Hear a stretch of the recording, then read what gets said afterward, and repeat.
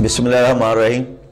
शाह साहब, बात यह है कि जिस तरह लोग बातें कर रहे थे कि जब इलेक्शन लड़ते हैं नून लीग के M.P.A M.N.A तो लिस्टें बनाते हैं, तो हम ये हमारी हुकूमत नहीं है नून लीग की, लेकिन हम मलिक साहब का शुक्रिया अदा करते हैं क्योंकि उसने 8000 घर को राशन पहुँचाने का वादा किया है मलिक साहब ने, और मलिक साहब का शुक्रिया अदा करने। उसी तरह उस मलिक साहब ने हमसे लिस्टें मांगी हैं क्योंकि बेटा हमें लिस्टें दें और घर घर हम राशन पहुँचाएंगे। और मलिक साहब का हम सलाम करते हैं मलिक साहब को कि उन लोग मलिक साहब ने